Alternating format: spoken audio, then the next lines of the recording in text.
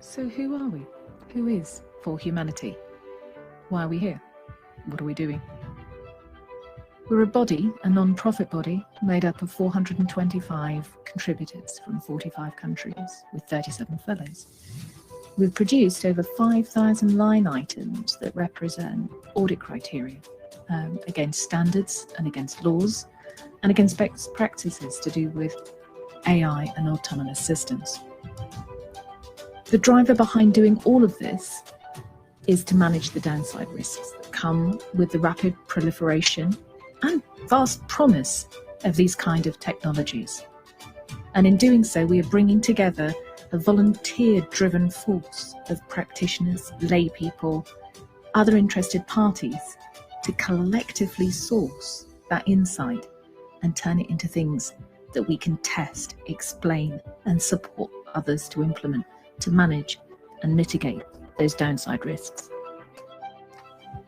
We work closely with governments and accreditation bodies all over the world, helping them to understand our mission and supporting them in theirs, providing those constructive means to benchmark the requirements against those standards and those laws that have been formulated, and to signpost where there are gaps, where there may be new rules or better practices that can be brought in as perspective on different challenges.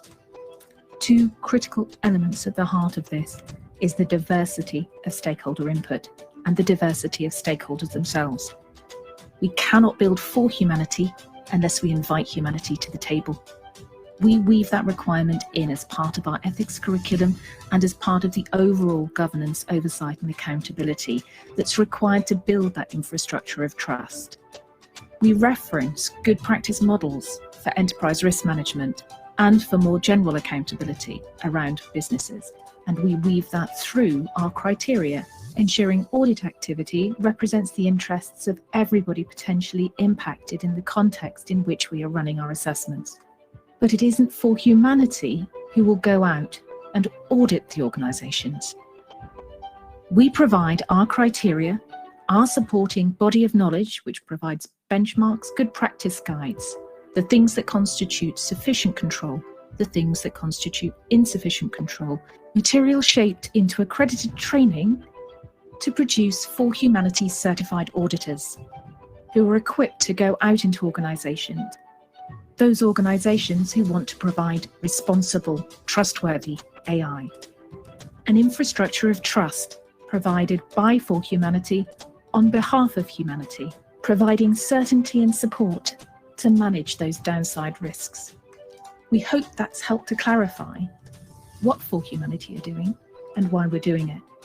And we will always be delighted if any of you would like to join us, because this is not something that anybody can do alone. We are designing protections at the edge of current technical innovation, and that is a team game. And all of our endeavours are founded on the belief that everybody should be invited to play.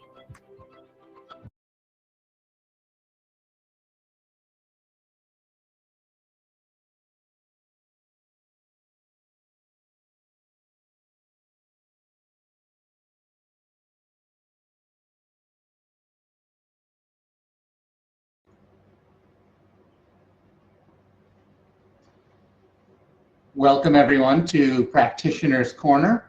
I am Ryan Carrier, the Executive Director. If you didn't see me earlier today or something like that, or seen me in videos popping up all over the place, thanks to Sundar and team for making that all happen. This session is focused, and by the way, I'm filling in for Jackie Hughes, who had a surgery that she was able to get yesterday, and she's recovering today. So we wish she was here. And I'm happy to fill in on her behalf. Our 5 panelists are all operating businesses, basically inside this infrastructure of trust that we're talking about. So going around my circle here, I've got Dorothea Baur and Baur Consulting, Merve Hickok, who is AIethicist.org, Navrina Singh, who is Credo AI, Will Lleweln, who is filling in for Charles Radcliffe, who unfortunately fell ill literally today. And so Will is admirably diving into the deep end, like, I don't know, maybe like in the last hour or so, Will. So we appreciate that. and finally Krishna Gade, who's the CEO of Fiddler.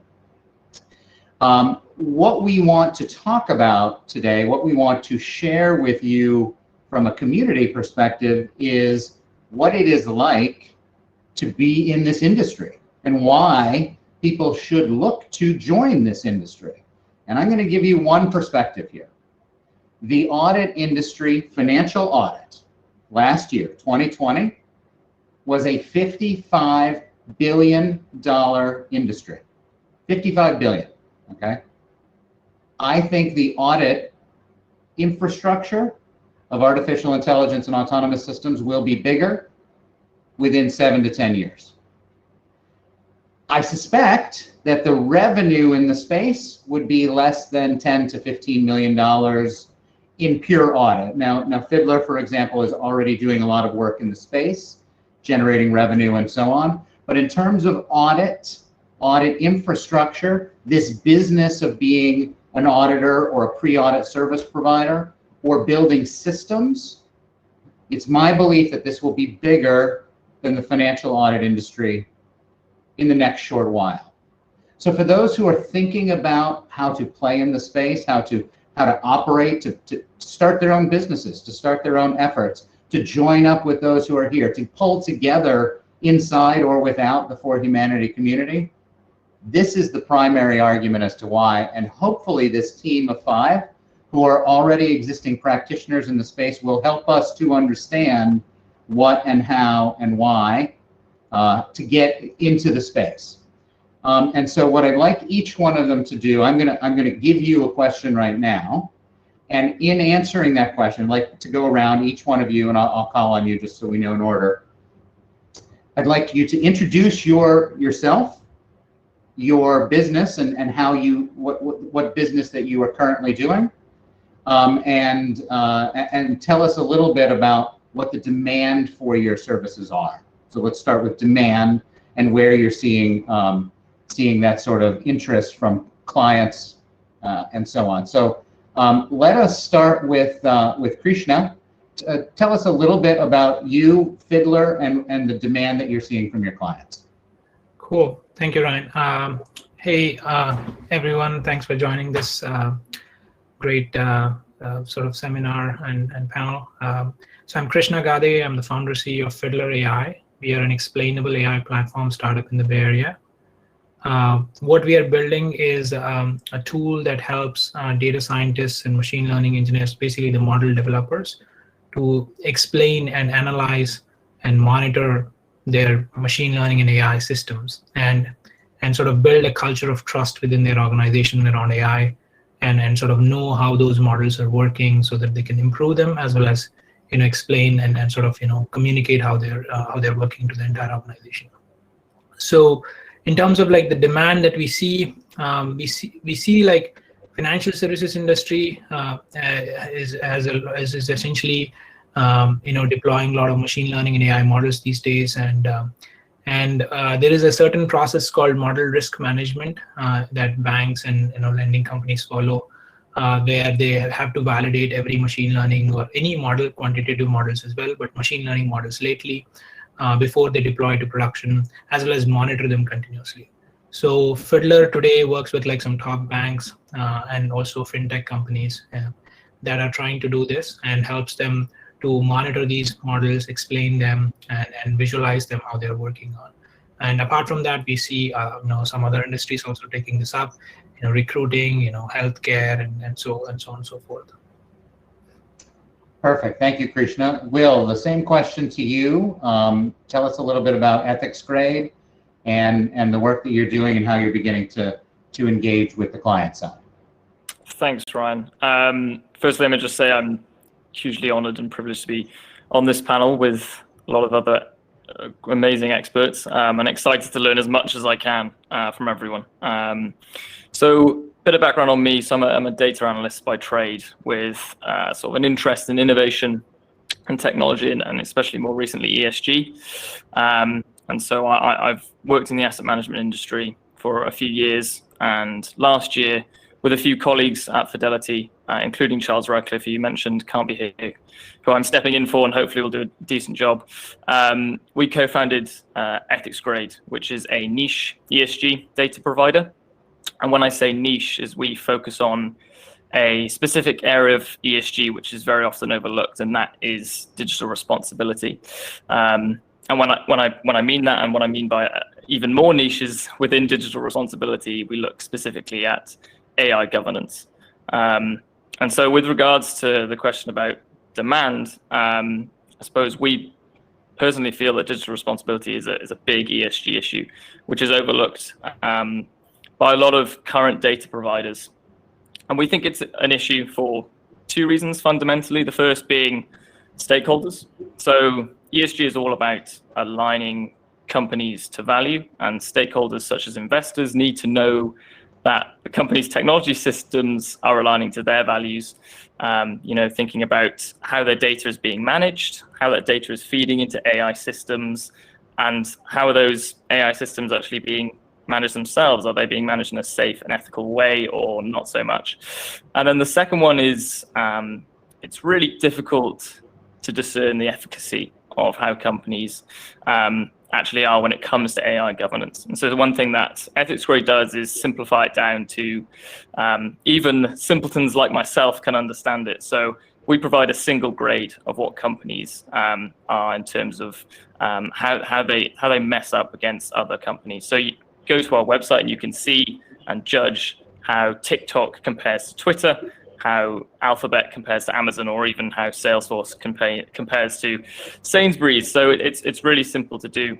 And so we provide, in terms of that demand, we're getting a lot of people wanting that clarity and sort of semi-objectivity as well when it comes to that. And so it's great to be part of things like this. And I'd plead to anyone who's interested in understanding whether their favorite companies are ethical or not to go to our website and check it out. All the data's there, freely available. So yeah, that's us. Perfect. Thank you very much, Will. We're going to go to Dorothea next. Dorothea, if you would tell us a little bit about yourself and sort of where the demand comes from the client side for your services. Yeah, I think it's nice to talk after Will, because Ethics Grade and I have quite some things in common, and I've already worked together with Charles, so that's really nice.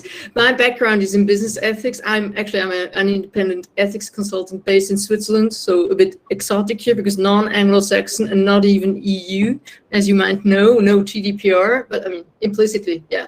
So anyway, my background is in business ethics. I spent a long time in academia, had an academic career focusing on corporate social and environmental responsibility, but I left 6 years ago, founded my own company because I wanted to have a bigger impact in the real world. And so here I am, with my academic background, even though I'm a consultant now, I'm allergic to buzzword bingo and hot air, and kind of that's also what commits me to ForHumanity. I really wanted to mention that because ForHumanity is one of the most thorough, profound, serious initiatives in the sphere. So that's why I commit to it.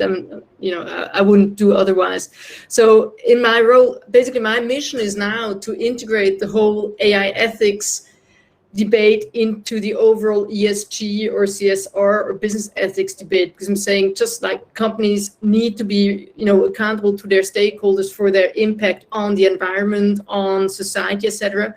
They need to be accountable for, what they're doing in terms of using and developing technology. So this is kind of my mission. And the demand in Switzerland, because Switzerland is a bit, we always say we wake up early, but we get up late. So, I mean, we're still in the period of trying to get up when it comes to AI ethics. When I talk to people, it's a need for awareness raising, telling them why is it important for your business, why, even though all the AI ethics scandals we read about come from the US or the UK and seemingly are none of our business, why it is important to kind of jump on the bandwagon now and get ready. So mostly it's awareness raising, education, also lecturing a lot on AI ethics. And I wanted to say that later, but I can already say now, for me as an ethicist, independent AI audits are a really good tool to make ethics more tangible and to nail it down, because whenever you talk about ethics, people say, yeah, what? Is it philanthropy? No, it's not philanthropy. You can combine it with the risk management approach when you use it within AI auditing, but I can say more about that later. So thanks for having me. Perfect, and an excellent transition to the AI ethicist, Merve Hickok. Talk to us about the work that you do in the space and how you operationalize. Thank you, and I'm so glad to be sharing the panel with all of you. I really love working with all of you. I'm the founder of AIethicist.org, working as an independent consultant and trainer on AI ethics and bias. I have a corporate background, so I spent more than 15 years, over 15 years in Fortune 100 with a particular focus on HR, tech, bias, and diversity and recruitment. Currently, in addition to AIethicist.org, I'm also the Senior Research Director at Center for AI and Digital Policy, and I'm also a data ethics lecturer at University of Michigan School of Information. So I'm wearing double hat on the AI ethics and consulting side, as well as AI policy side. So the demand for my work is a bit mixed, and it really depends on what the maturity level of the organization the client is, whether they're bringing in a system, AI system to develop or to use, or whether they're looking to develop a system or they're reacting to an obligation. So it might range from AI governance strategy and advisor to C-level and board of directors on how to build that and some training to them, or training to the actual development and design teams on ethical and responsible design and development, applying an ethics framework. Or it might be that I am parachuted, depending on the time considerations, that I am parachuted into the product teams, helping them to apply that ethics framework, be like a red team, AI ethics red team, and help them develop a prototype, etc. So the motivation has been a mix of risk mitigation, response to EU draft AI regulation, and most of it is trying to do it as best as they can from ground up, like doing ethic by design, and looking forward. These are the clients that have a long-term vision. Great, Merve, thank you for that. And Navrina, we're going to head over to you, but I'm going to double up on your question here. So not only, sort of what's the demand, but what is motivating clients to take action now? So why have they started to engage with Credo, and what's gotten them going and gotten them over the line to sort of be doing work with Credo? Absolutely. First and foremost, Ryan, thank you so much for having me on this panel. I've worked with most of you in some capacity, and Credo AI, started 17 months ago. I'm the founder and CEO, but from day one, we've been a strong partner to ForHumanity, and it's just fantastic to see this, group of mission-driven people coming and really helping move the humanity forward. So thank you to the work Ryan, you and the team are doing on responsible AI and in creating this infrastructure of trust. So a little bit about Credo AI. As I mentioned, we are a very early stage startup. We are remote, fully remote. And for us, we are building industry's first SaaS platform that is providing comprehensive and continuous AI governance. So what we are seeing the need for governance in the market that we are operating it, and as I think Merve mentioned this really appropriately, so we are working primarily with Global 2000s, whether they are coming from retail, financial services, government, HR tech, high tech. So our customers, I would say, are spread across that entire ecosystem. And to answer your question, Ryan, about what is driving the need, it's interesting. When I started Credo, the thesis I had was that the upcoming regulation is really going to be a motivation factor for the companies to manage regulatory risk. And we were absolutely wrong. So let me share with you 2 instances what's driving the need. First and foremost, absolutely risk mitigation. When you're deploying machine learning systems at scale, whether it is in facial recognition systems, risk scoring systems, recommender systems, how do you actually go and think about not only your financial, brand, and regulatory risk, but how do you also take proactive action? I would say certainly top of mind for the stakeholders that we are selling into that come from risk teams, compliance teams, and data science teams. However, I would say the reason companies are doing it right now is because, providing this social proof of good governance around these frontier technologies is helping them unlock more sales. It's helping them retain customers longer. It's helping them acquire customers faster. It's helping them, innovate with artificial intelligence at a speed that they might not have even imagined 2 to 3 years ago. So, it was very interesting because we really focused on the risk component, but as we've been building the company and generating revenue across these big clients, we are recognizing that similar to what SOC 2 did for enabling third-party risk assessment, good AI governance is doing exactly the same for unlocking more sales opportunities.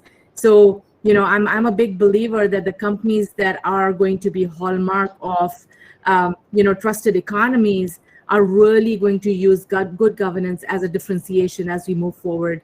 And happy to share more about Credo AI SaaS platform and how we are enabling that. Fantastic, thank you. And I want to build on that over to Krishna real quick. SR 11.7 obviously there and the requirements of model risk management. But do you also see in the financial space this client demand side that Navrina's talking about, where there's more interest in interacting because you can document the responsibility and the explainability and monitoring in the case of Fiddler? Yeah, absolutely. I think if you kind of go back in history, why did SR 11.7 came into existence, right? You had the 2008 economic debacle, where the mortgage-backed securities mostly of them were quantitative models that sort of were responsible for that economic collapse. And so Fed introduced SR 11.7 so that there's periodic checks happen within these financial institutions. So now what happened in the last 10 years or so is most of those quantitative models are being replaced or being added with like machine learning models because of the availability of alternative data sets, more compute power, new algorithms like innovations in deep learning and whatnot. So the financial institutions are now able to take advantage of all of this and build better models, and they're able to achieve higher accuracies. They're able to see like huge ROIs, like millions of dollars of ROI. And the problem though is these models are a black box, right? And so the tools that they use to validate or mitigate the risk of quantitative models no longer apply for these models. And so that's where we are seeing the demand for a tool like Fiddler. So on one hand, you had these really complex deep learning models that are providing business value, and these teams are developing them. On the other hand, they're not able to launch them because they don't know how they're working, or they don't have good ways to monitor them, which means that if they go wrong, that could hurt their business metrics, right? So for example, if your underwriting model is making bad decisions and you don't know, then it could actually not just have a regulatory impact, but actually have real business impact. Right? So combination of these things is actually what motivates them. So yeah, so regulatory risk is one thing, but the business risk of actually running these models without visibility, without explainability, and then also sort of the brand reputation risk. We've seen numerous companies, what happened with Apple, Goldman Sachs. We've heard like 2 years ago when they had the credit card gender bias issues. So people don't want to get into those issues, right? People want to protect their brands, and so they want to have these type of tools to give them assurance. Awesome. And Will, kind of over to you. In some ways, ethics grade drives response back, right? By putting out these analyses, putting out the grades in the AI governance space, it almost generates and forces a response. So how have you seen the industry react? are you being ignored in some places? Are you being engaged in some places? Are they getting angry with you? Are they saying thank you? Like what kind of a response are you getting, or is it kind of all of the above? Everything that you've just said. Some companies were getting fantastic responses and really good engagement. Surprisingly, some companies which we wouldn't expect. For example, I think one of the first companies that actually reached out to us or engaged with us after we'd sent them the survey, and their rating was an oil and gas company. So you can imagine that the ethics of an oil and gas company is probably not what you'd expect. And then you get sort of responses which are kind of like, yeah, we're thinking about this, but not right now. And then other responses are complete blanks.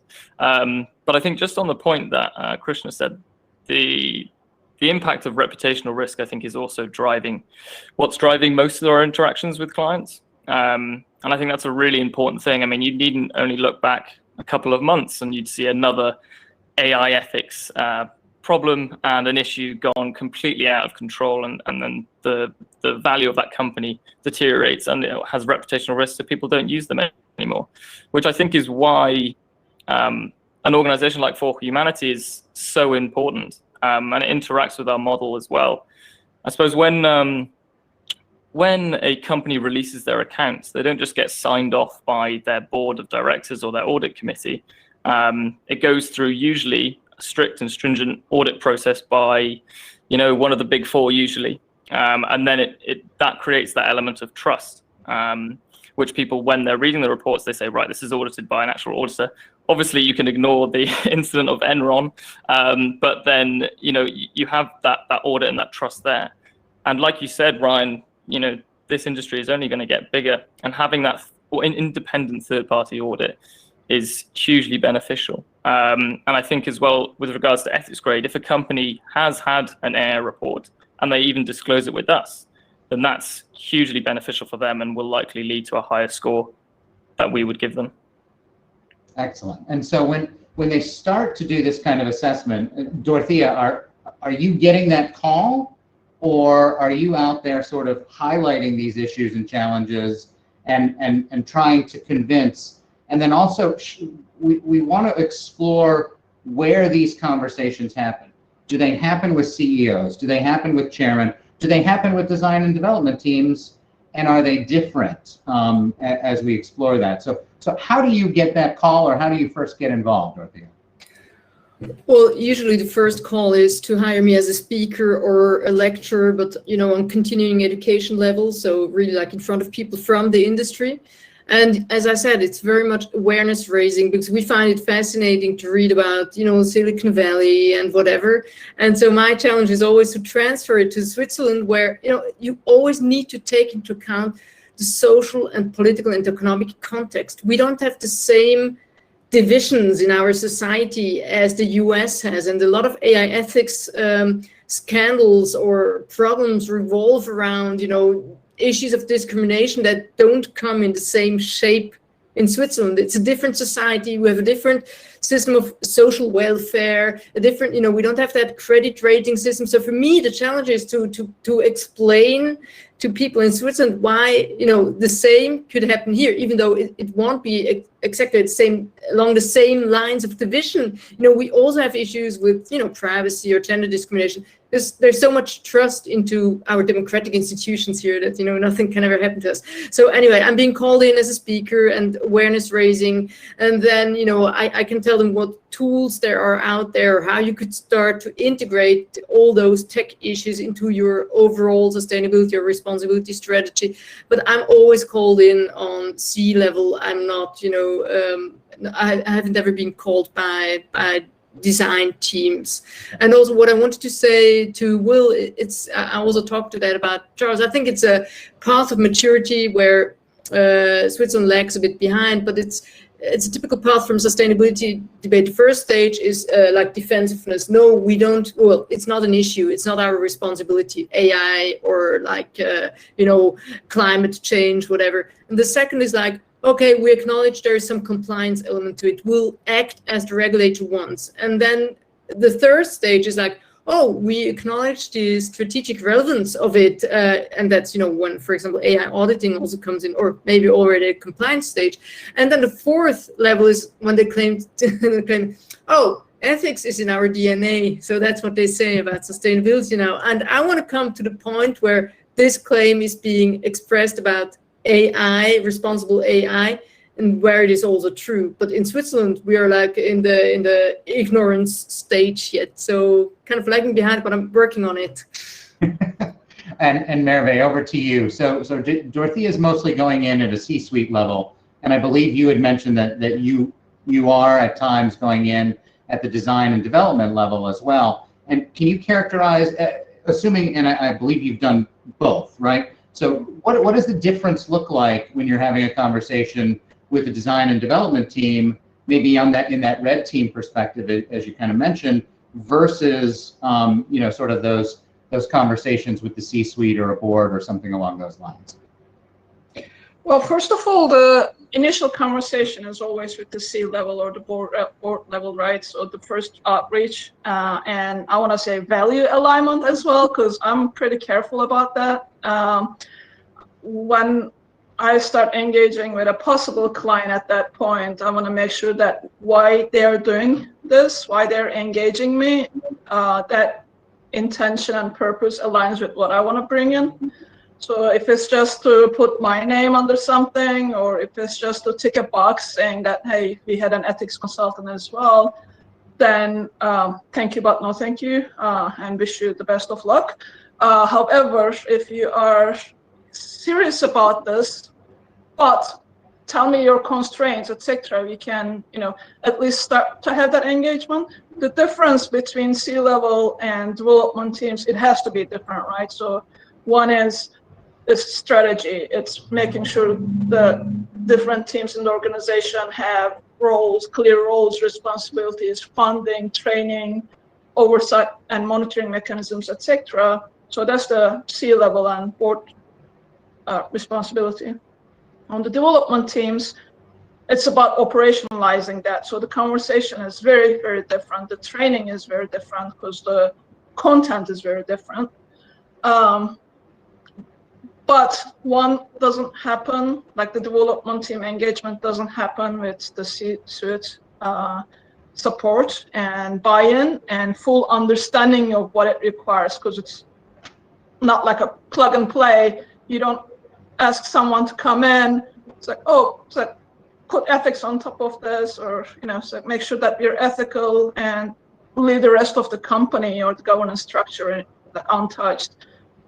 You need to make sure that the C-level understands what it takes. Eventually, it might happen slowly, but they need to understand the full picture. I'd like to probe on that a little bit deeper before we come back to Navrina for a more comprehensive look, which I want to get to in a second.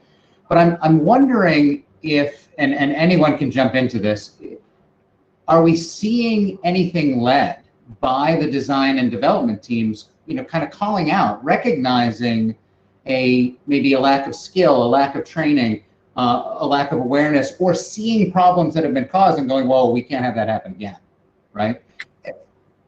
Is it only being led by the C-suite, or do we see designers and developers sort of, throwing up their hand and saying, we need help? Merve, maybe you start, but if others want to, sort of follow on to that, I'd love that perspective. I'll just comment very shortly to allow time. No, there are some amazing people on the design and development teams, on the technical teams, who think about these issues. They try to raise concerns, like flag issues, etc., come up with better ways. There's amazing work and advocacy and awareness raising coming out from those teams. However, it is dependent on the CEO to give them that space, so you're not going for the nuclear whistleblower option or going public, etc. So it's very dependent on that CEO to allow that to happen, or the culture to happen. Great. Navrina? Yeah, I just wanted to add to that, because the customer accounts we are going into, I would say that they fall in two categories. I would say that there is a bigger category focused on, the C-level and the board, keeping an eye out for potential risk, and also reputational management. But we also see a second set of accounts and customers. As an example, one of the financial services we work with, they are building credit models, and they're very intentional about how these credit models are built, and that build time can be anywhere from 6 to 7 months. But then on top of that, they end up spending 4 to 5 months just on compliance checks. And these compliance checks, at least until the past year before Credo AI, was super manual, where they would look at a model, they would interact. So the data science team is interacting with the compliance and the risk team. They're literally going through all the input features, tracking everything on Excel spreadsheet, going back and forth over emails, having conversations, meeting twice a month to really just understand the risk of these different models. And they would have categorization like low, medium, and high risk. And then there would be this back and forth, and everything was manual. So in that case, I would say, in similar accounts, what we've seen is that the outreach is from, a director of data science, or it is from a director of risk, where they are like, wow, we see this AI governance chasm, which has been created between the technical teams and the business stakeholders. And we want to bridge it, because we can't be spending 4 to 5 months on compliance checks. Especially, we want to create a very robust model, put it out in the market, and make sure that it is not being exposed to all the risks that we've been, talking about. So I would say we've seen a pretty, healthy balance between accounts which are really mature in terms of putting machine learning models out in the market, and they taking proactive action at the, the line of business stage to ensure that they have the right discipline to ensure oversight and accountability of these systems, versus a second category of accounts where the board and the C-level executives are like, wow, as we are taking more and more systems and making them machine learning centric, it's going to be very important for us to proactively tackle risk and also create opportunities.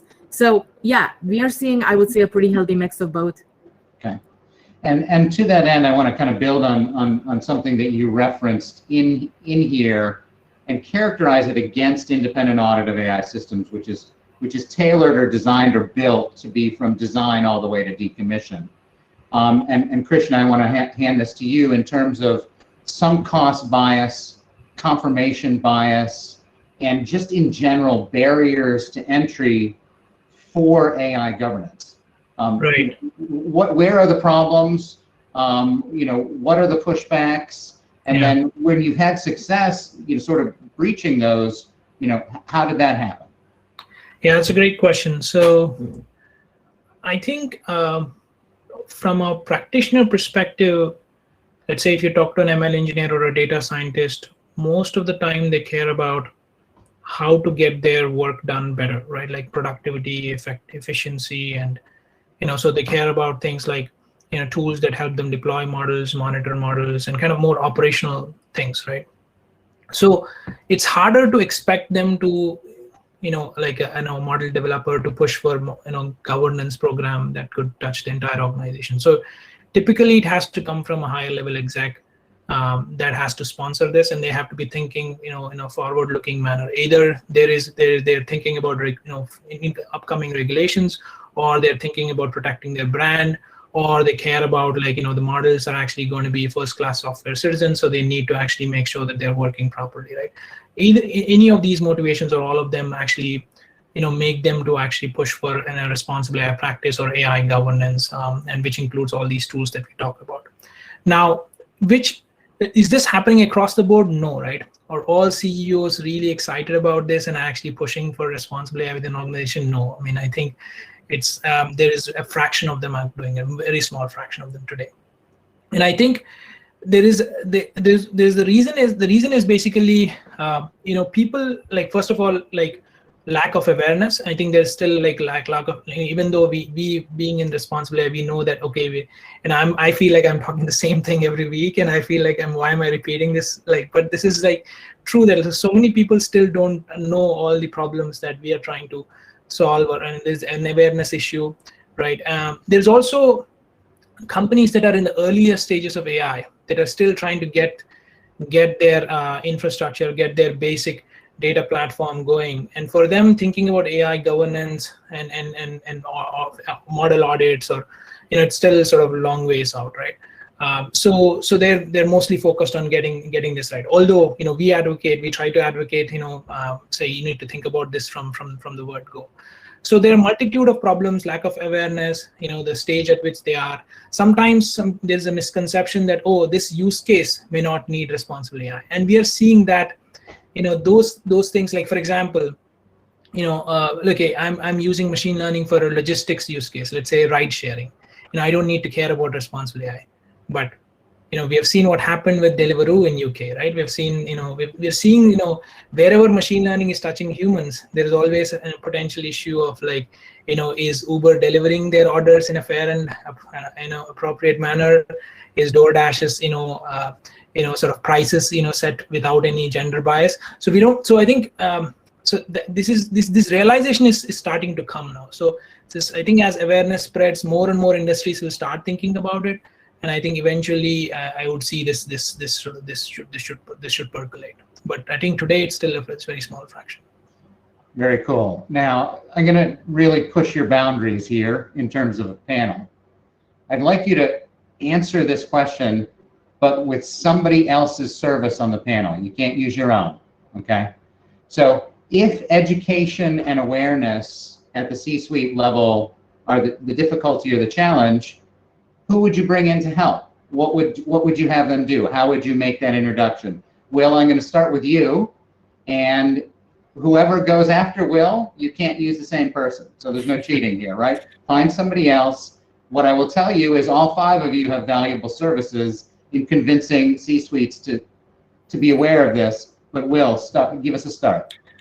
It's really unfair because I only have to pick one, and I want to pick everyone else. So for us, in terms of being a ratings agency, there's one thing we can't do is provide consultancy, because there's a real sort of conflict of interest there. We can't consult a company and then rate it good because we've told them what's good. That's highly unethical, which is exactly what we don't want to do. So I'd say bringing in experts, like Dorothea, to come in. So you're welcome. To basically build awareness on that piece that she said previously and tell them exactly what to do. And then also, I can't pick 2, damn it. One of those I was about to say or someone else. To basically actually be on the ground and help support the transition to actually becoming more ethically or more ethically capable and able with their AI. So that's who I'd pick. Perfect. And Dorothea, since you were called out, now it's your turn. So you're meeting with your clients. They're ready to operationalize or increase their awareness and education. Who do you turn to, and what are you bringing in from that? Well, of course, because I've been called in by the C-level, I want them to include the design and development teams, and that's like Merve, who has already, been in touch. If they want a specific product, of course, if they're a small business, I would go for Credo or But I would definitely call in Merve because she has the skills to switch between different levels of maturity and also levels of details, attention to details. And I think there we could really complement each other quite nicely. Yes. All right, Merve, your turn. Who are you calling in and why, and what barrier are you overcoming by calling this group in?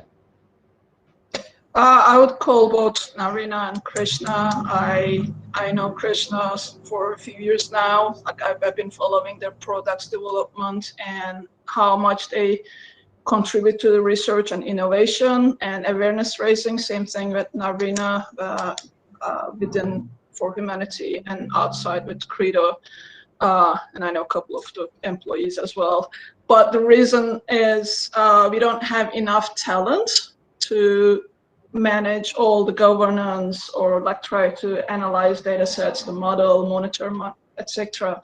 So we need some of these tools.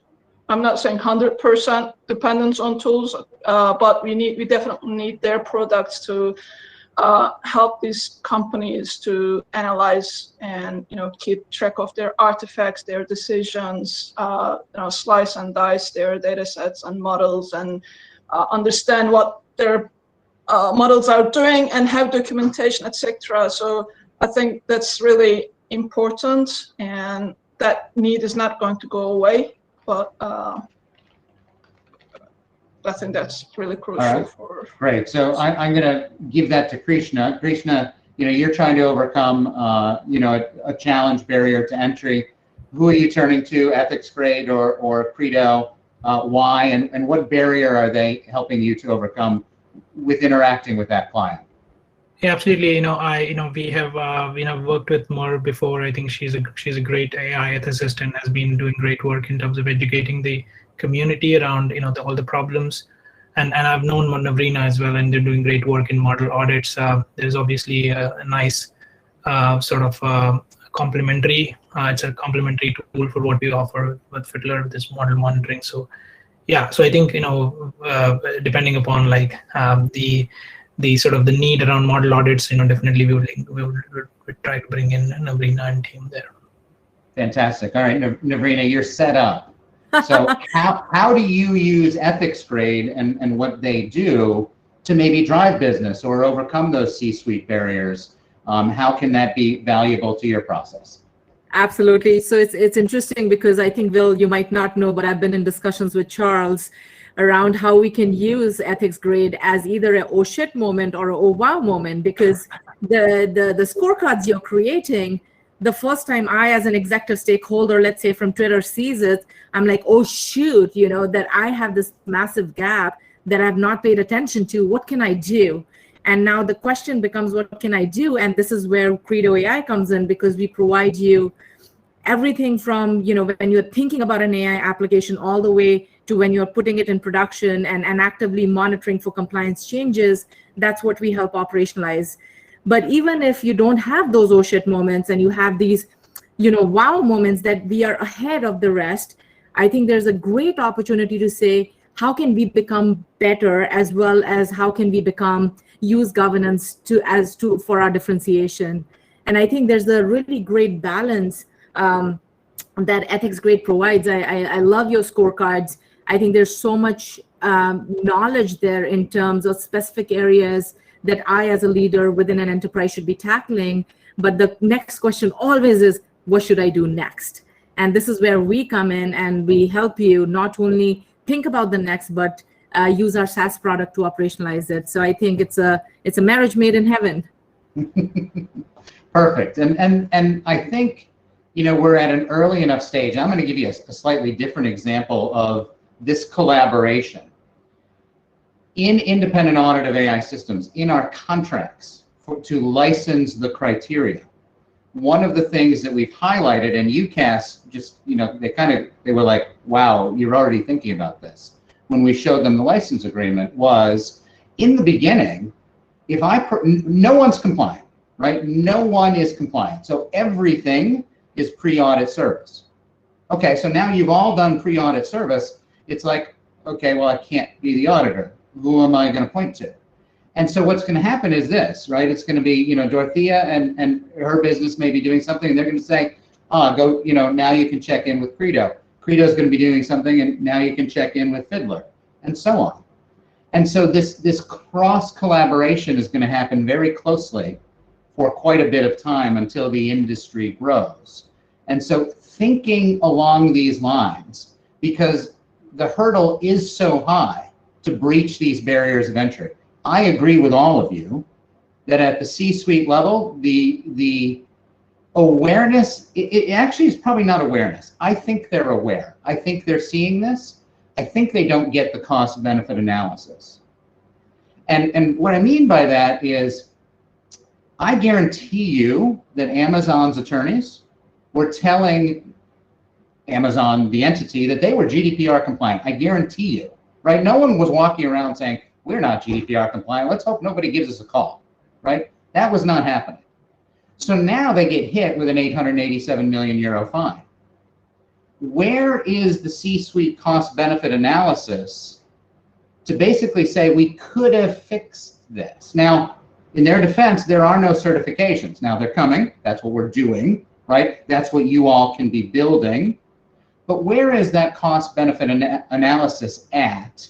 And I want to tie that into the poll that we just wrapped up. So in other words, what the poll highlighted is what's going to motivate the adoption of AI audits in businesses over the next 3 to 5 years? Is it cost-benefit? Is it driving revenue through trust, reputational, regulatory, good ethical practices?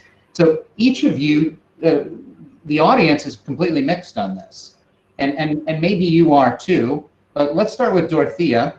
Which one for you seems to get the most attention? Well, I think it's going to be shareholder activism, because we've seen that already a bit with Amazon and having some shareholders protest against, recognition, I think, is their tool. I also hope that, the same, or in a stronger sense, will happen with, for example, Palantir, who, by the way, just relocated to Switzerland, which for me is like a proof that AI ethics awareness here is not that high. You can kind of operate without being found out unless I tweet about it, and I did, and I received a lot of attention about that. So anyway, shareholder activism, hopefully, and that's why, merging AI responsibility with ESG is so important. And for shareholders, the key for deciding on whether to engage on an issue or not is it material? So not material as in financial reporting, but material as we know, for example, from the sustainability debate, where you always say, like, which ESG issues are material for us, like those who have an impact on our stakeholders and those who have, an impact on our company. So, and that's what shareholders look at. And as soon as shareholders acknowledge the materiality of responsible AI, proper AI governance, privacy, etc. Well, privacy they already do, and pick it up. This is what will give a huge boom to AI auditing, etc. I really see that coming. All right. Does anybody want to take a different take, maybe vis-a-vis the poll or your own perspective on sort of motivating factors? So I think there are obviously two incentives that can drive this movement forward, right? One is like the top-down, like regulations and sort of the risks that we talked about. One such regulation that we want to back is like this Algorithmic Accountability Act, right? Which is kind of still sitting in Congress, and I think that's sort of a broader act that would cover most companies and sort of, at least it sort of starts people thinking, companies thinking about responsible AI and accountable AI. The other thing, I almost take the stance of if it also has to come from bottoms up. We have seen the adoption of how did these technologies emerge in the first place, right? And it's sort of, if you go back like 20 years ago, Google put out this MapReduce paper and the GFS paper, and sort of that kicked off the big data revolution. And so the technology industry in some ways has led us into this space, right? And so in some ways, if we can actually influence the big technology companies to actually embrace responsible AI, there can be like a sort of almost like a herd mentality that could kick in. Everyone thinking about AI would actually start doing it right. And so there is also a greater this is why I think companies like the FANG companies, or even like the new technology companies, I think if there is an opportunity for us to work with them, to influence them to actually embrace these things, we can actually make like a huge shift happen. And because like people like who are like, if I'm like a bank, whom am I looking to when it comes to AI? I'm looking at Google or Amazon. I'm trying to see what they're doing, and I'm trying to mimic that, right? So I think there is that as well. There's an opportunity for us to do that as well. So to kind of influence in a bottoms up manner. And I want to pick up on a question that Stacy Rowland asked here. If you can build on this, she was sort of asking if you found that the C-suites are waiting for instruction. Are they waiting for guidance to happen before, like, and are they hiding behind that, or are they really perplexed about what they should be doing, and literally thus saying, I just don't know? Merve, go ahead.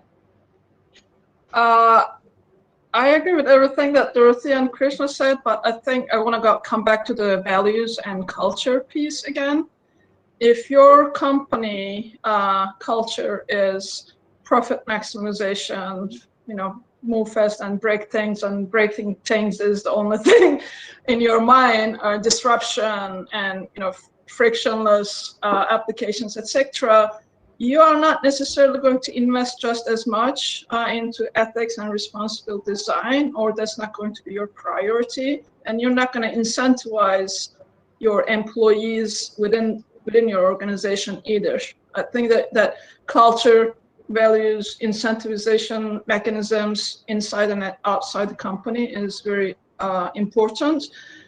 Yes, the regulation provides some guidance to companies on what not to break or how not to break it so openly, and some guidelines, clear guidelines on some of the obligations. However, if you're thinking of long term, if you want to be a responsible company, if this is in your DNA as a company, you're looking at long term, you don't need to wait for regulations. It's not about being compliant. It's not about being legal. Ethics and responsible design development practice is very different than the staying within the limits of compliance and regulation. And let me build on that just a little bit in terms of, in 2019, the Business Roundtable, for those of you who don't know the Business Roundtable, it's leading organizations, basically CEOs sitting together and sort of saying, here's what companies should do and be. So in 2019, the Business Roundtable very clearly stated that the corporation, the entity, the corporation, which in the United States at least is explicitly only shareholder value, okay? They stated as a body that shareholder value should no longer be the only consideration of the corporation, and thus impact on society, ESG kind of factors should matter, their impact on community, employment, and so on. How do we make this happen? And I know it's a huge and tough question, but does independent audit of AI systems have a role to play in that? Does this sort of accountability and governance, what's over my head, right? How do we drive accountability and trust? Can we power it with governance and oversight? Somebody want to take that? What do you think? Dorothea, Navrina, go ahead, and then Dorothea. Yeah, sorry, Dorothea. I wanted to respond to what Merve said. I totally, I think if you think about in the context of which are these brand makers and the infinite companies that we obviously over time start to love and care, and they do have the great culture. Unfortunately, right now, most of the enterprises are struggling with making responsible AI an equal citizen given all the other priorities. And so, and then this goes back to the question of what is the ROI on responsible AI, which unfortunately right now in the world of enterprise is seen as a very soft metric. And so one of the things that we have been actively doing is sort of contextualizing it in terms of the metrics that the enterprise leaders understand. Similar to cybersecurity. If you talk about cybersecurity and the importance to an enterprise, nobody will question it. But when you talk about responsible AI and the value to an enterprise, they think about this as a soft metric. So I think one key goal here for these practitioners is how do you show the ROI of responsible AI, not only from a perspective of managing the risk, but also the opportunities that this is going to create for the organization, including the talent component, which Merve, I think you bring up around culture and culture creation. But unfortunately, nobody's thinking about that right now because there's so much ambiguity in what is responsible AI, why do I need to do it, how am I going to make that happen right now? And I think this goes back to the question, Ryan, you were asking right now. ESG is still taking off. I think it is top of mind for a lot of organizations, and it is becoming a differentiation for companies that do it. But that took a while, right? And that took a movement around what does shareholder value mean? The only way right now enterprises understand shareholder value is unfortunately in terms of risk and the bottom line and top line growth opportunities. So my ask of this panel is going to be, let's educate these enterprises at what's at risk for them, as well as things that they might be leaving out on the table if they don't build technology responsibly. And I want to go to Dorothea to build on that, but I also want to prep Will. Will, after Dorothea talks, I'd like you to come in and actually share from an investor perspective, right? What are investors seeing in terms of reward in stock market, right? And it's not necessarily an ROI internal to the company, but maybe it's in actual shareholder value. But let me go to Dorothea first to build on Navrina's thoughts. Yeah, I mean, I could, subscribe to every single word Navrina said. And in hindsight, I'm a bit shocked to be the one who mentioned like shareholders first, before when you ask like who will be, who will drive the whole thing. But I very much agree with Merve that culture plays a really important role. If you ever want to, internalize ethics credibly, you need to have a certain corporate culture. You need to have a fertile ground for ethics to fall on. So I agree that an awareness like a receptive corporate culture can lead companies to engage in AI ethics on a level of we engage with stakeholders, we have an advisory board, etc.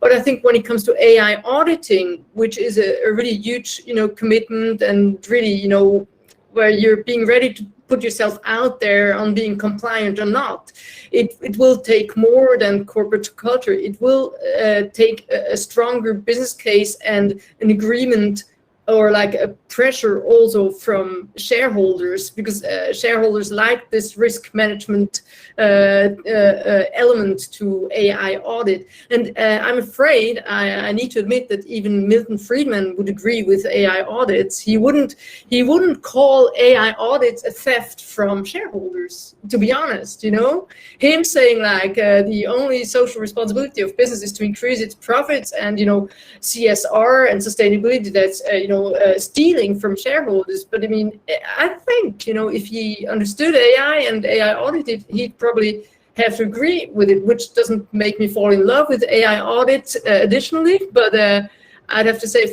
for once, Milton and me would be on the same side of the story. Yeah. And I would have put the over/under at under of a Milton Friedman reference on this panel. So I totally lost that bet. But well done, Dorothea. Well done. Will, over to you in terms of shareholder value, ESG, and this real focus on AI governance, and when that translates into real performance. Yeah.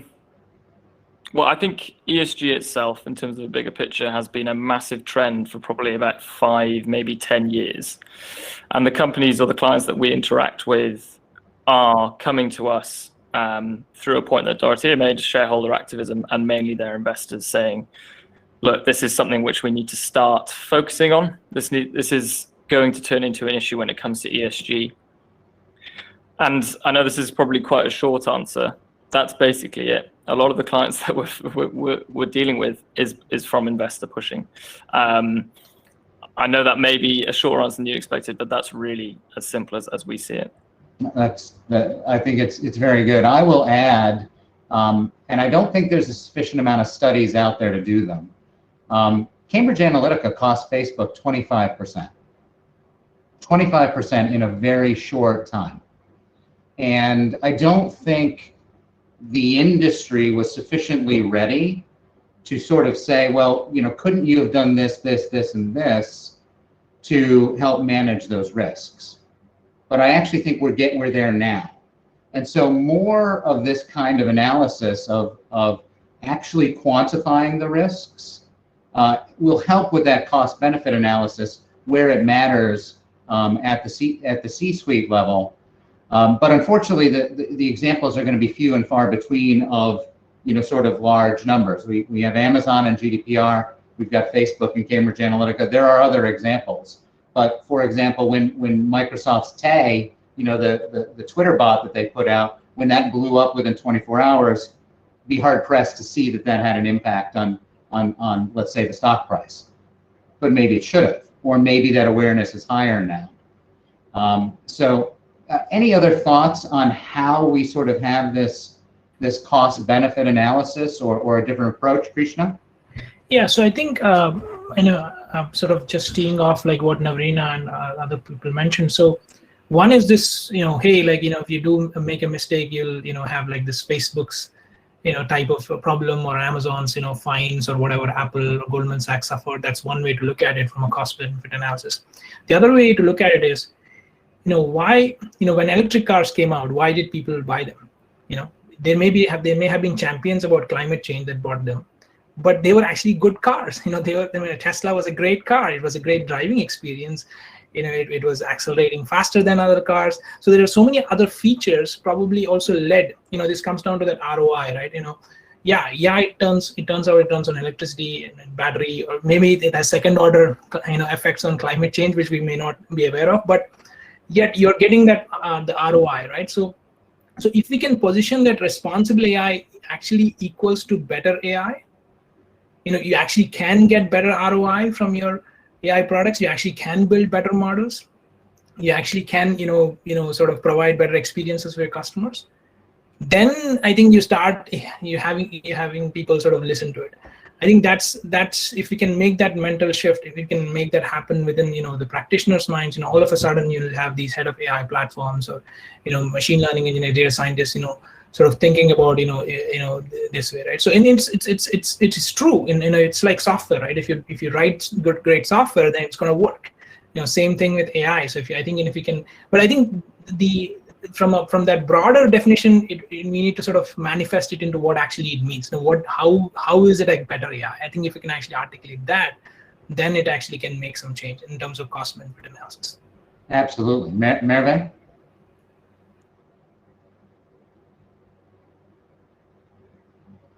We can't hear you, Merve. You're not muted on the platform. And we've heard you before. Just test. That's weird.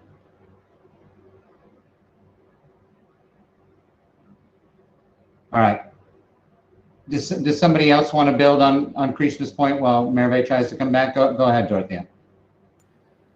Yeah, so it is kind of frustrating for an ethicist to admit, you need to demonstrate the business case and the return on investment of ethics. And when I was in academia, I would have just canceled that call and ran away. So like, oh no, I'm called in a capitalist environment. I don't want to be part of this, but I have learned my lesson. And so it's really important. But just another thought that I had, there's this slogan saying like, raising the bar by living high standards. So for example, if like one or two big tech companies committed themselves to subjecting their AI systems to independent audit of AI, this is what would happen. So then some peer pressure would arise. So I think that's why I'm talking about shareholders, and of course that I'm only talking about publicly listed corporations and kind of ignoring all the SMEs that mean well, but that probably don't have the resources for such matters.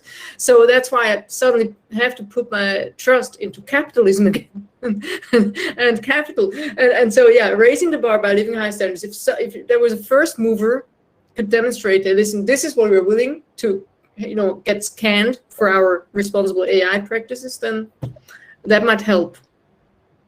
Let me see thank you, Dorothea. Merve, you want to give us a try? Oh, yeah, I think you're kind of there. Try one more time. Test. Oh, it's all weird. Okay, yeah, you want to pop out and pop back in, that'll be great. I want to pose honestly, it's an annoyance. So I'm out talking to people about independent audit and this process of auditing. And occasionally I get this back. These models are too complex to audit. And it kind of makes me want to throw up, and maybe I'm tipping my hand here, but I'd like to know how the four of you would handle that question of, I really don't need your help. These models are too complex. We're just going to ride it. How do you deal with that? Will, you want to start with that? Yeah, one way that we deal with it is, okay, we'll publish our data anyway and show that you're not very ethical. That's one way that we deal with it. We personally think that the onus on them to be transparent and explain the AI, it's on them. If they want to be seen as an ethical company, if they want to be seen as a company that manages their AI ethically, then it's down to them. Our first line of research when we research a company is all public information. And then once we engage with them, it's down to them to prove themselves if they've got anything else hidden behind walls to then improve their rating.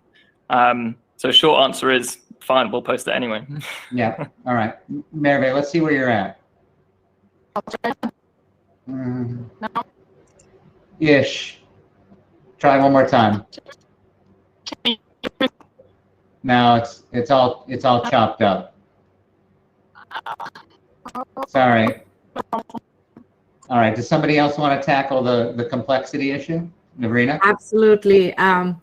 So, I want to build on what Dorothea said, because when we go into accounts and customers, we show them what good looks like, because a lot of time when they say, oh, complex ML systems or AI use cases can't be audited, they just don't know how it is being done.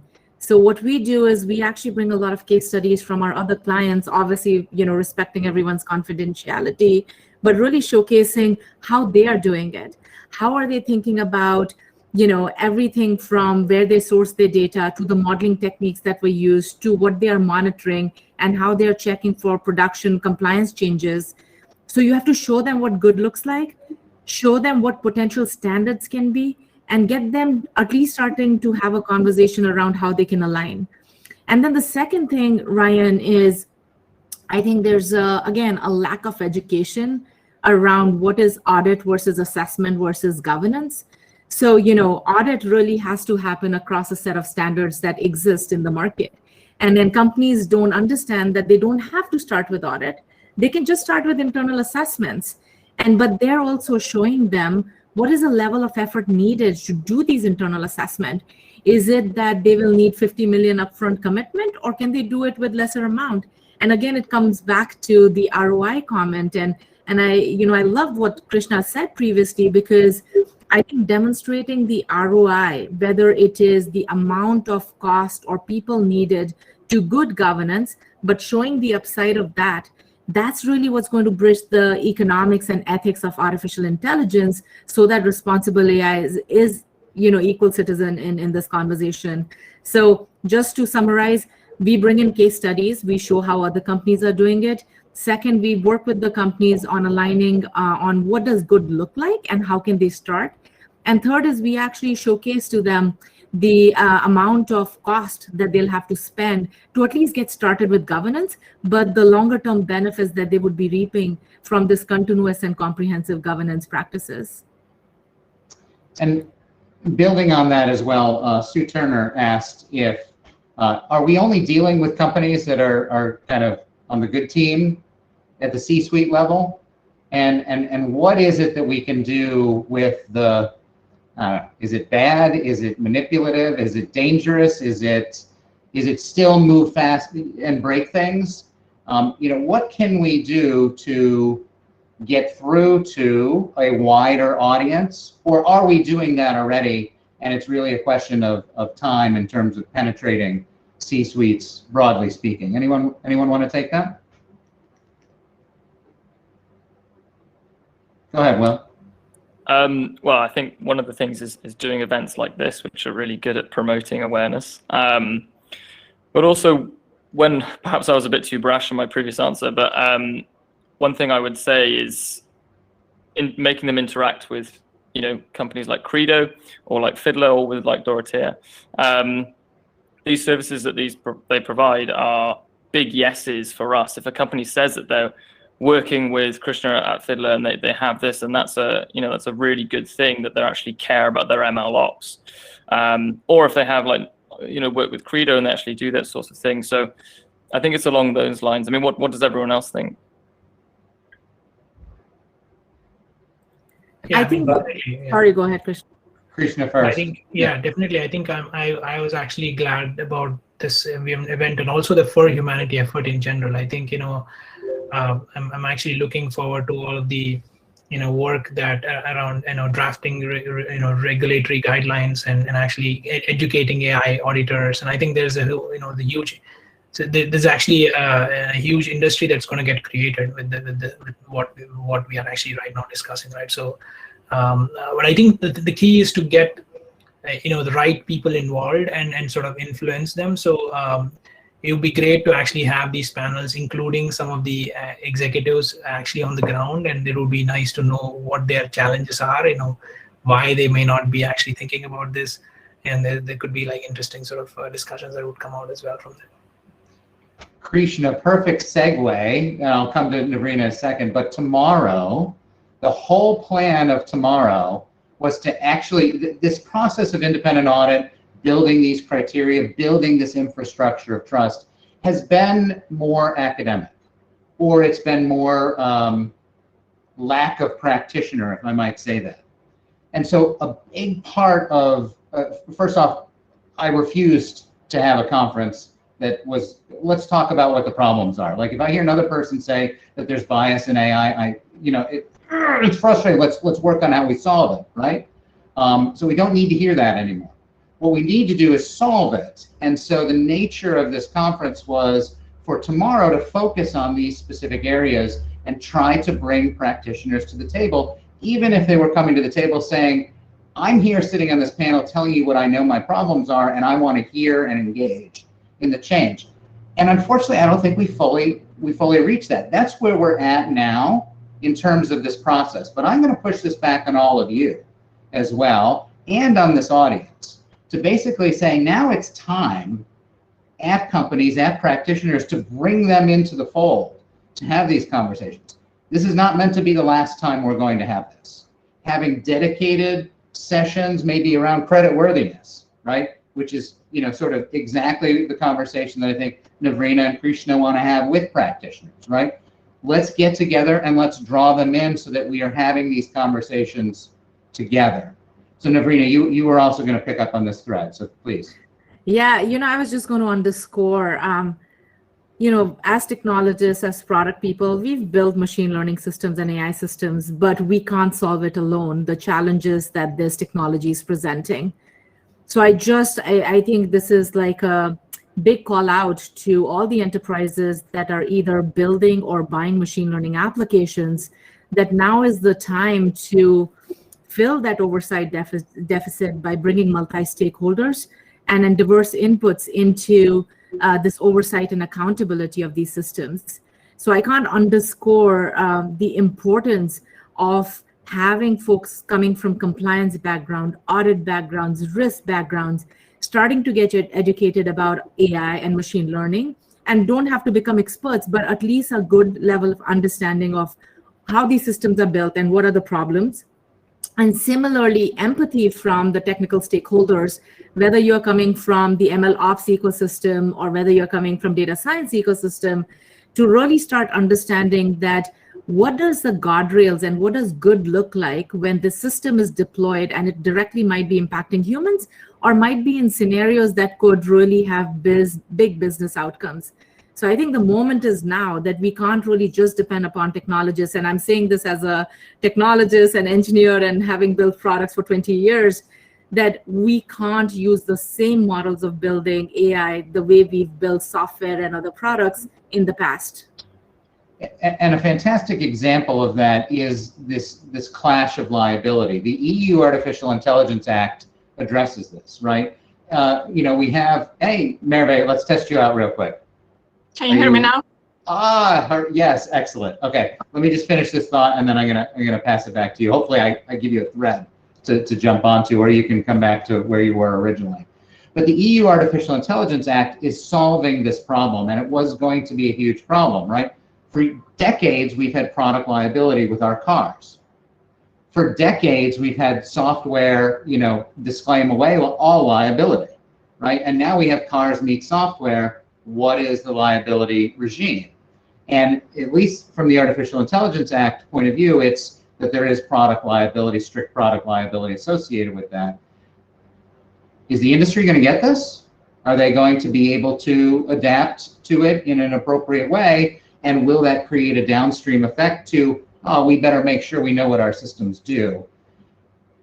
I'm just finishing that thought. Merve, if you want to build on that, cool. If you want to circle back to kind of what you were thinking about before, cool. Just, we want to welcome you back. So what's in your head right now?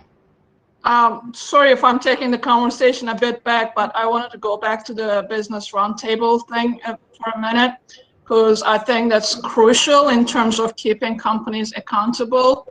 And if you're not looking at your overall business model, your commitments, how you're impacting your consumers, society, environment in general, there is no hope for us to expect them to do it for AI.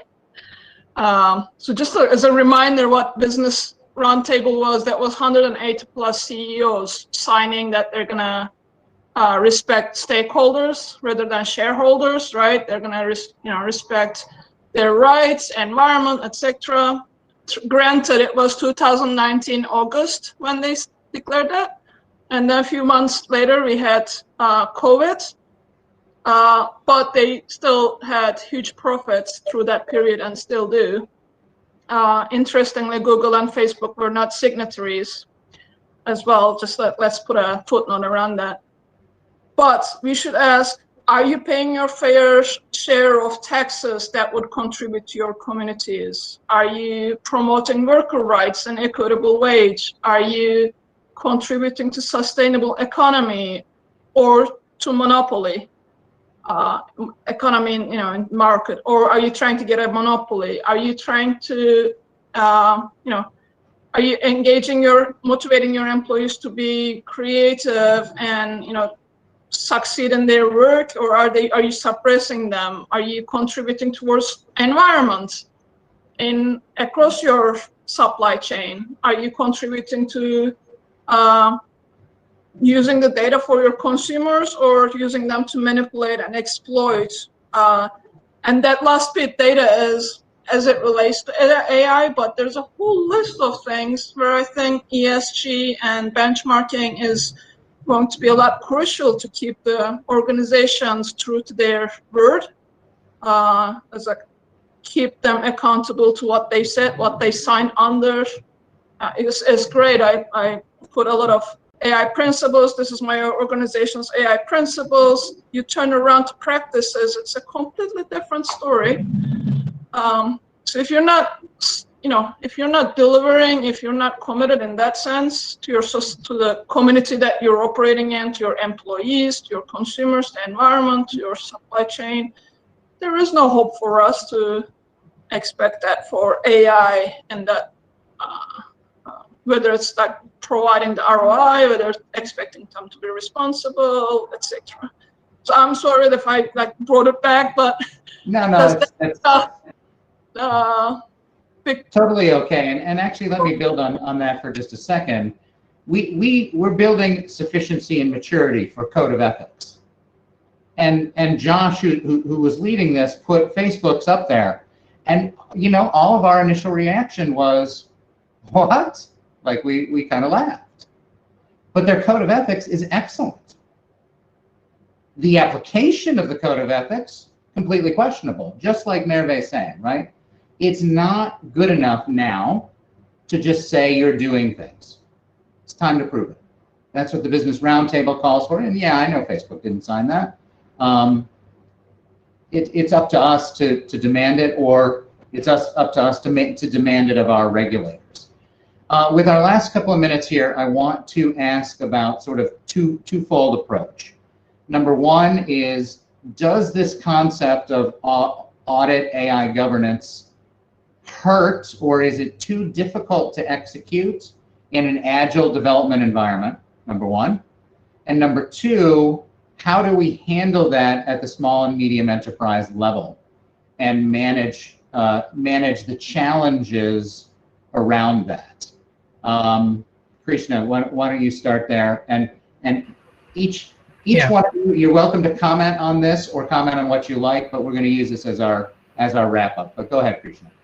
Yeah, so I think I think there's a great opportunity here. As one of the big revolutions that is happening within industry is this ML ops. Every company, sort of across the sectors is trying to operationalize ML, right? So if you kind of think about that market as this one big circle, the responsible AI is a smaller circle in that, in that bigger circle, right? If we can actually build tools, processes, awareness to actually keep expanding that smaller circle to ride the MLOps wave, then we have a tremendous opportunity to actually influence, because a lot of companies are still in the early stages of operationalizing AI. It's still in the first innings of the baseball game, right? So we now, if we can then sort of if we can piggyback on it, it could be model audits, could be model monitoring, model explainability, bias detection, tools and processes. There's a great opportunity for us to keep expanding that smaller circle so that it actually encompasses. Eventually, MLOps will become synonymous to responsible MLOps, right? And I think that then we will impact small and medium companies, large enterprises, and I think this is where I see a great opportunity. Obviously, there are lots of challenges for it, but there is a technology wave that's happening. And then if you can ride that wave to introduce these practices and actually embed them into tools and processes, I think this is how we can actually overcome all of these challenges, cost benefit challenges, whether this will be adopted or not, that type of challenges.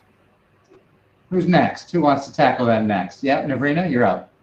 I'm going to challenge Krishna here. We might need a little bit longer time for that. But, ML Ops is obviously getting a lot of wide adoption and really helping companies think about CI/CD and DevOps for building models effectively and serving them effectively. But the way we think about AI governance is, you have the ML Ops circle, and then you have some of the, business processes or GRC tools like governance, risk, and compliance. And within an organization, you might have this infrastructure around MLOps, you have GRC tools. And what really needs to happen is a layer of new governance that needs to be created that sort of sits on top of whatever infrastructure you have, whether for building the models, serving the models, or for managing the risk. But the key question is, how do you create the system of governance that sits on top that enables that multi-stakeholder collaboration that we were discussing a few minutes back? And it is not going to happen in MLOps. Because MLOps, again, is very, very specific to data scientists and machine learning engineers. And one of the things that we are pushing hard for is now is the time to bring in people from compliance, policy, risk into the AI ecosystem. And you cannot do that in the MLOps platforms, at least the way they're built. So what we think about the evolution of this industry is this creation of this new system of governance, similar to the system of record, the system of intelligence that has been built in the past, but the system of governance, which is really creating that oversight and accountability for an enterprise where all these stakeholders can come together and able to understand based on their expertise, knowledge, be able to translate the statistical view into a risk view or an opportunity view so different stakeholders can act on it. So I totally believe that's going to be the future of governance and audit, this new layer that is not a friction point, but it works really well with MLOps and GRC platforms and others to really create this accountability within an enterprise. Well said, Navrina. I'm not sure anybody's going to want to follow you on that, I'll be honest. But does somebody want to try? Build on that? Come on. Talk about small and medium enterprises then. How are we going to deal with small and medium enterprises? How are we going to, look, the I think SMEs are not going to care about risk, right? I think this is why the MLOps angle is okay. I think it's a very interesting point of view. We'll see how this pans out in the next few years. So. Very good. All right. Well, we can wrap up there. Here's what I'm going to do. Will, any last thoughts? Just a huge thank. It's a privilege to be on a panel like this. I've really enjoyed this conversation. And if anyone's interested to find out how well TikTok or maybe even Fiddler scores in ethics, then check out our website. I'm only joking, Krishna. I'm only joking. Dorothea, last thoughts. Yeah, I want to slightly correct my skepticism about readiness for AI audits or like independent AI audits, because actually for me as an ethics consultant, AI audits, like having them in my offer of services, would solve two problems at once. So first of all, it makes it clear that AI ethics is not just about philanthropy. it's like something really tangible, kind of, you have a certification scheme to follow, etc. So it kind of takes away the suspicions that ethics is soft, it's philanthropy, it's nice to have, etc. It's a clear risk management approach. And the other thing that it also resolves is that permanent reaction to any company addressing AI ethics, which is being countered with ethics washing. So it kills two birds with one stone. It makes like, okay, this is not just philanthropy, and it's clearly not ethics washing, because why would you commit to an audit, to this kind of rigorous audit if you wanted to do ethics washing? So for me, it's a huge chance to kind of, get out of this permanent justification. Oh, is it philanthropy are you doing? And like the others from the outside saying, oh, are you doing ethics washing consultant? No, I'm doing neither. I'm doing ethics strategy consulting, and AI audit could be a really valuable part of that. So that's what I wanted to add. Merve, I'm going to give you the last word.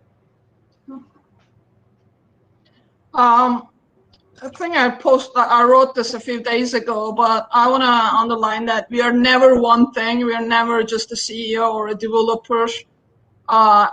We can be a developer, a parent, a consumer, a citizen, etc., all at the same time, being impacted by these systems, contributing to the systems.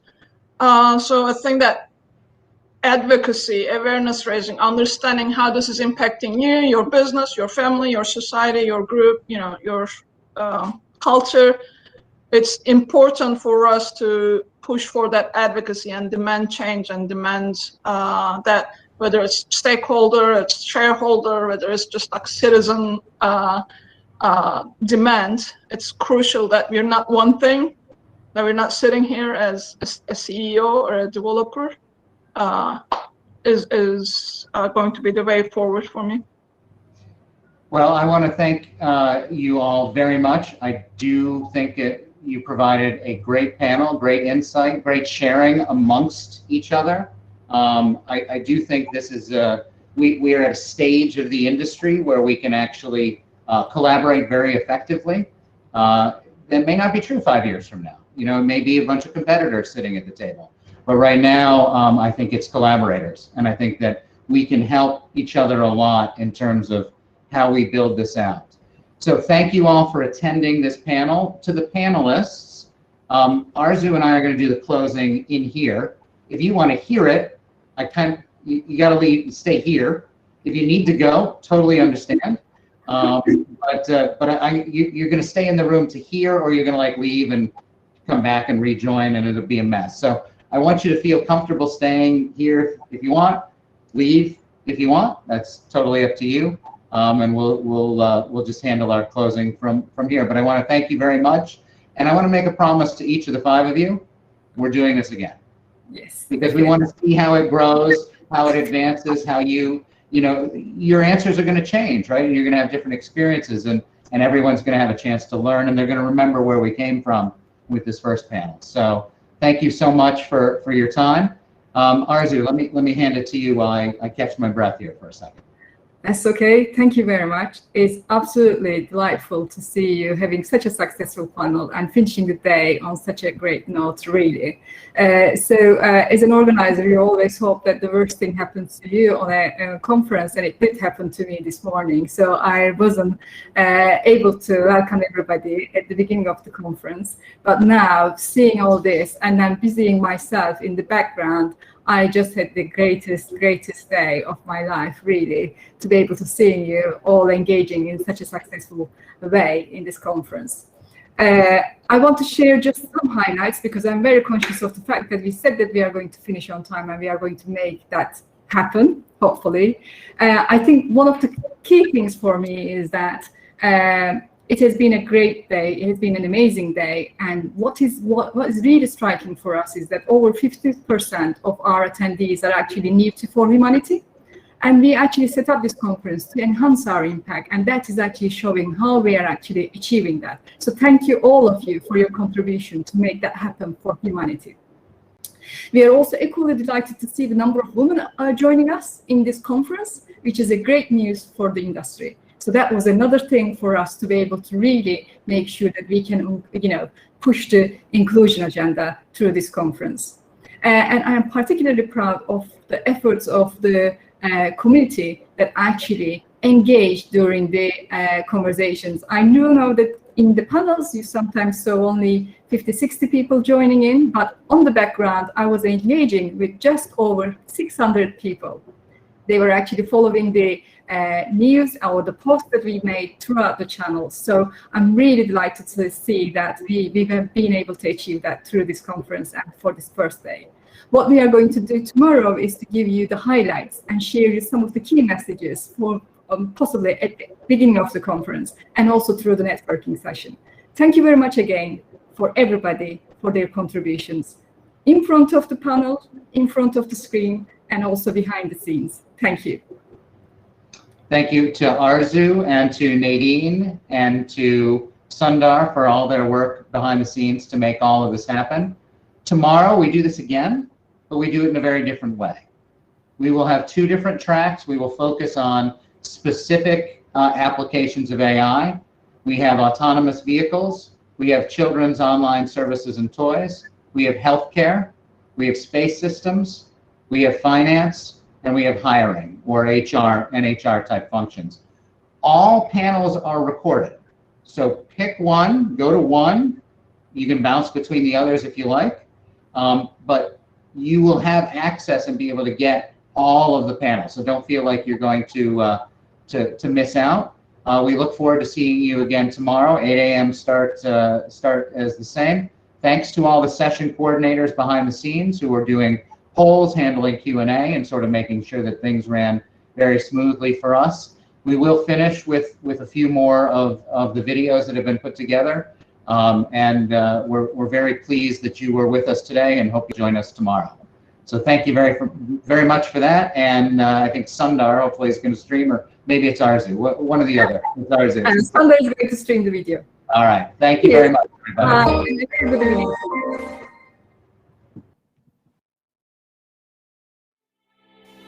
Human beings are an ingenious group. Over our lives, we acquire skills, learn tricks of the trades, and find solutions to the problems we face.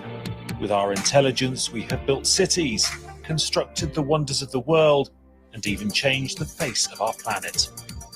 From the Stone Age to the modern age, our intelligence has been our tool and the center of our institutions, our societies, and our lives.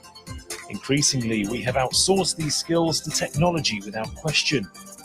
We are totally unaware of the algorithms that are controlling our lives, informing, analyzing, and steering everything from our shopping behaviors to world markets.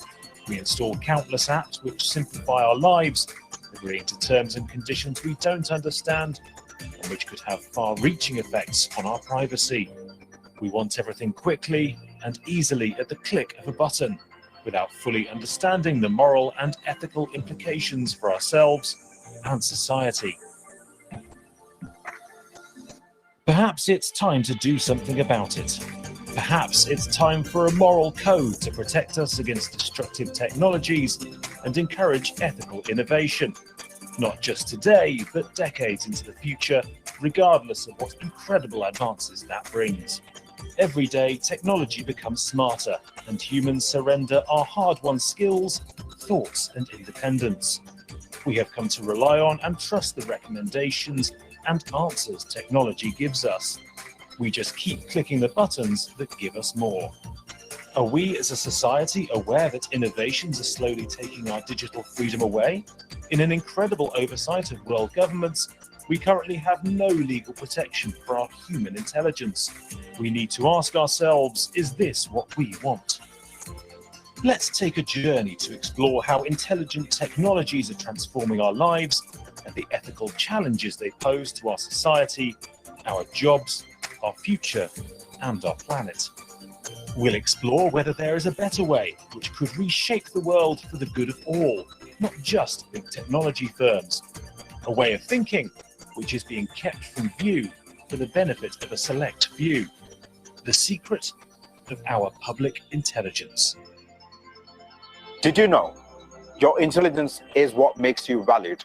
Did you also know that any moment your intelligence could be completely digitalized, domesticated, and colonized for commercial benefits.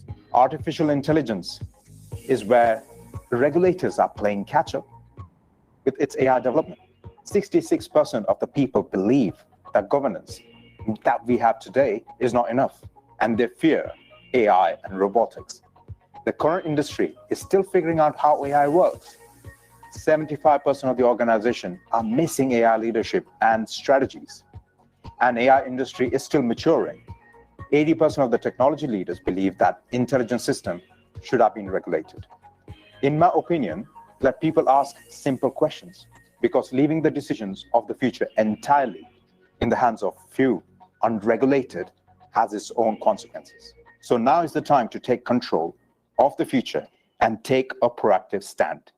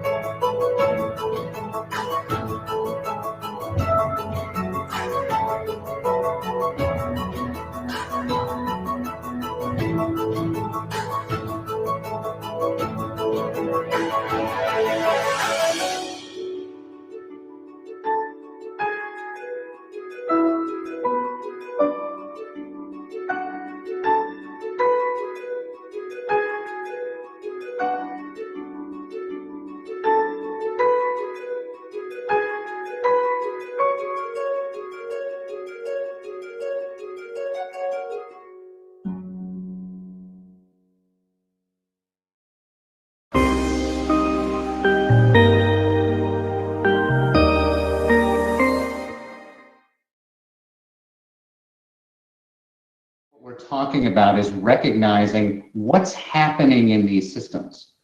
As they're being built, designed to decommission, engineers who are trained to solve problems are going from here to there to build the solutions.